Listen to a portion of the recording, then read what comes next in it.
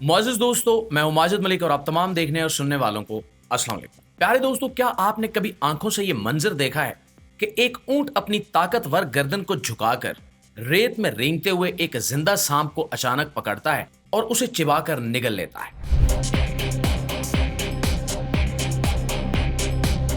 सांप तड़पता है, लपेट मारने की कोशिश करता है, लेकिन ऊंट पूरी बेरहमी से उसे निगल लेता है। और ये मंजर हैरानकुन भी है, खौफनाक भी, और ये कई सवालात को जन्म देने वाला भी है।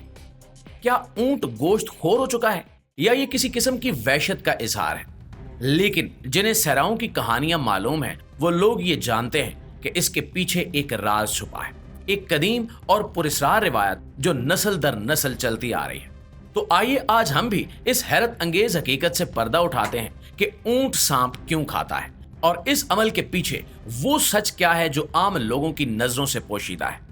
आखिर ये कैसी मजबूरी है कि एक सब्जी खोर जानवर इतना इंतहाई कदम उठाता है, और क्या वाकई सहराई लोग इसे शिफा का जरिया समझते हैं या ये सिर्फ एक देवमालाई किस्सा है? और यही है हमारा आज का मौजू। और दोस्तों, यकीन करें कि आप आखिर तक जुड़े रहे तो कई ऐसी बातें जानेंगे जो आपने शायद पहले कभी ना सुनी हो। प्यारे साथियों, कहा जाता है कि ऊंट जब एक खास बीमारी में मुब्तला हो जाता है, जिसे अरबी में हयाम और उर्दू में गमे जिंदगी या दीवानगी की बीमारी कहा जाता है, तो वो बिल्कुल अफसुर्दा हो जाता है। ना कुछ खाता है न पीता है। इसकी आंखों में एक अजीब कैफियत आ जाती है, जैसे अंदर से टूट गया हो। बद्दू चरवाहे कहते हैं कि ये बीमारी उस वक्त पैदा होती है जब ऊंट किसी महबूब साथी से बिछड़ जाए या मुसलसल सख्त सफर से जिस्मानी और जहनी तौर पर टूट चुका हो। अब इन सहराई कबाइल के पास दो रास्ते होते हैं, या तो वो ऊंट को मरने के लिए छोड़ दें या उसे वो दवाई दे दें जो नस्लों से आजमाई जा रही है, यानी कि एक जिंदा सांप। जी हाँ, बदवी अकीदे के मुताबिक जिंदा सांप ऊंट के जिस्म में मौजूद उस स्याह जहर को, जो हयाम की सूरत में उसे अंदर ही अंदर खा रहा होता है, खत्म कर देता है।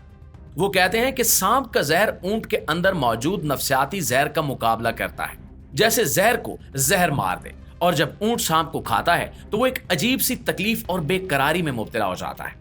इसकी आंखों से आंसू बहने लगते हैं, वो जोर जोर से बुलबुलाने लगता है और पानी के करीब जाकर बैठता है, लेकिन फौरन पानी नहीं पीता।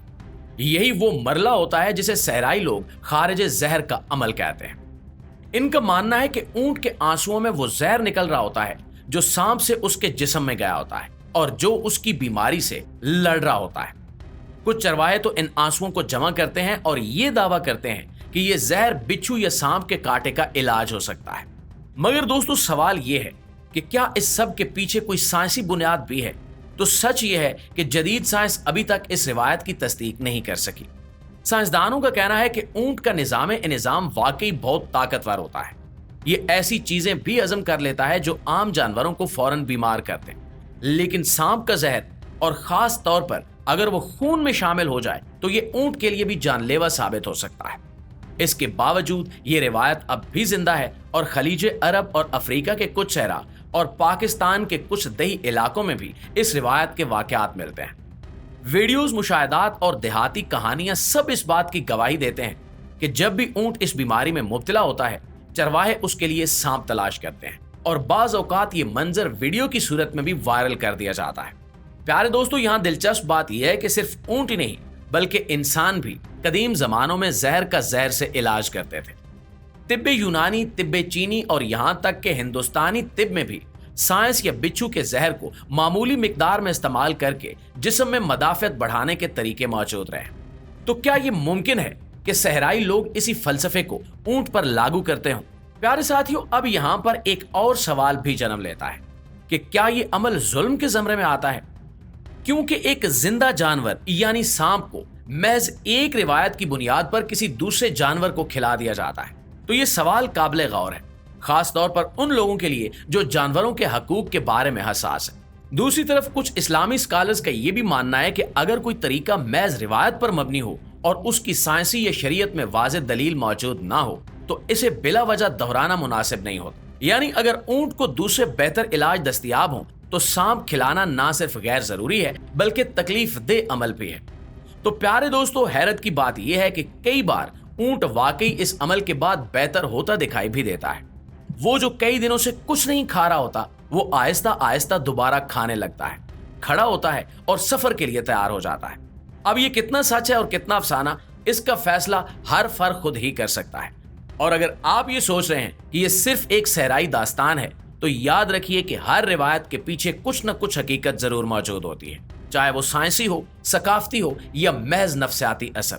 सहराई लोगों के पास शायद जदीद लेबॉर्ट्रीज ना हो, लेकिन उनके तजर्बे कई नस्लों के मुशाहदे से जुड़े होते हैं। तो दोस्तों, अब जब आप ऊंट को सहराओं में देखें तो इसके अंदर छुपे राजों को जरूर याद रखें। वो सिर्फ एक सफरी जानवर नहीं, बल्कि सहराई हिकमत, बर्दाश्त और फितरत के पेचीदा निजाम की एक जिंदा जावेद अलामत है।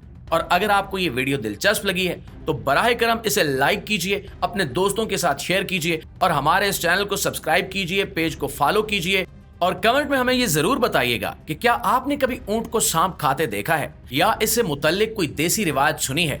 आपकी राय हमारे लिए निहायत आम है। अगली वीडियो तक हमारा और अपने इर्द गिर्द लोगों का ख्याल रखें और याद रखें कि दुनिया सिर्फ वो नहीं जो हम अपनी आंखों से देखते हैं, कुछ हकीकतें रेत के जर्रों में भी छुपी होती हैं। इंशाल्लाह आपकी खिदमत में हाजिर होते हैं एक नई वीडियो के साथ। तब तक अपना ढेर सारा ख्याल रखिएगा। अल्लाह नेगेबान।